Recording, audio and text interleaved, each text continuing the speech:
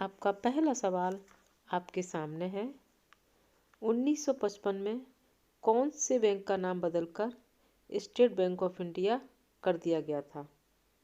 आपके सामने ऑप्शन है bank of Bengal, bank of Bombay, bank of Madras और इम्पीरियल बैंक ऑफ इंडिया। तो साथियों, इम्पीरियल बैंक ऑफ इंडिया का नाम बदलकर स्टेट बैंक ऑफ इंडिया कर दिया गया था। कुछ की पॉइंट डिस्कस कर लेते हैं, जिससे क्वेश्चन अगर किसी दूसरे रूप में आए तब भी आप उसको सॉल्व कर सकें। इम्पीरियल बैंक ऑफ इंडिया भारतीय उपमहाद्वीप का सबसे बड़ा और सबसे पुराना वाणिज्यिक बैंक है साथियों, जिसे 1 जुलाई 1955 में गोरेवाला समिति की सिफारिश पर इसका नाम बदलकर भारतीय स्टेट बैंक बना दिया गया था। और साथियों, इम्पीरियल बैंक का राष्ट्रीयकरण कर स्टेट बैंक ऑफ इंडिया की स्थापना की गई थी। तो ये सवाल दूसरे रूप में भी आ सकता है, जैसे किसकी समिति की सिफारिश पर इम्पीरियल बैंक ऑफ इंडिया का नाम बदलकर स्टेट बैंक ऑफ इंडिया कर दिया गया था?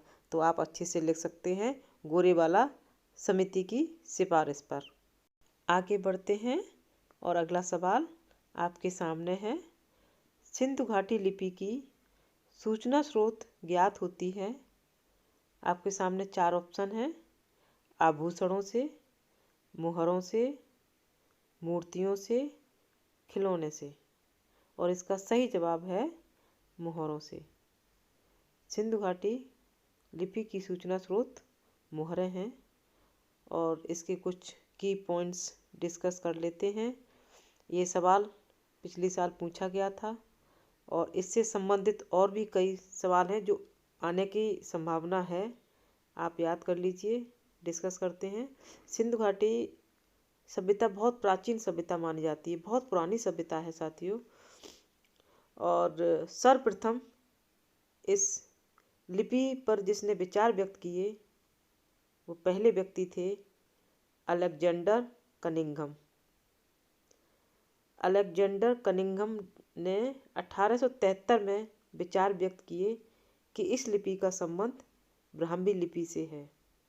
तो साथियों, इसमें इस तरह से भी प्रश्न आ सकते हैं कि सिंधु घाटी की लिपि के संबंध में सबसे पहले विचार किसने किए व्यक्त और किस सन में किए, और संबंध में विचार व्यक्त किए तो कौन से किए थे, यानी कि ब्राह्मी लिपि से संबंधित इन्होंने विचार व्यक्त किए थे।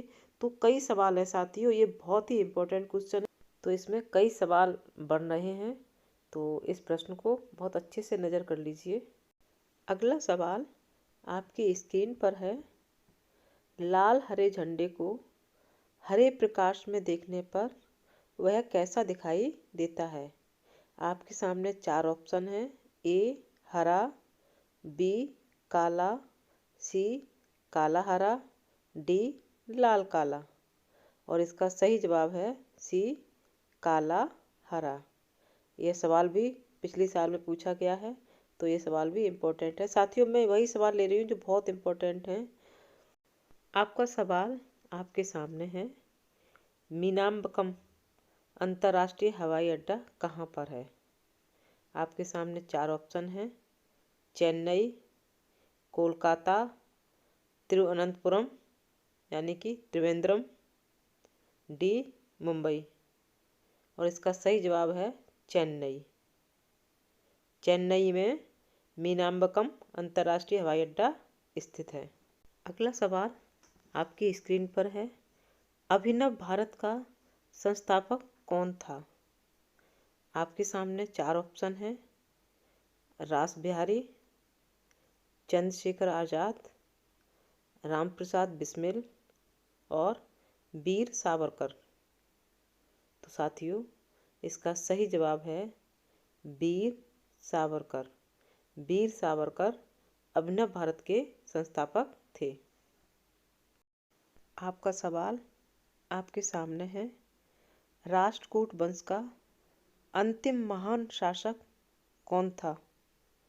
ऑप्शन है ए ध्रुव, बी गोविंद तृतीय, सी कृष्ण तृतीय, डी गोविंद प्रथम।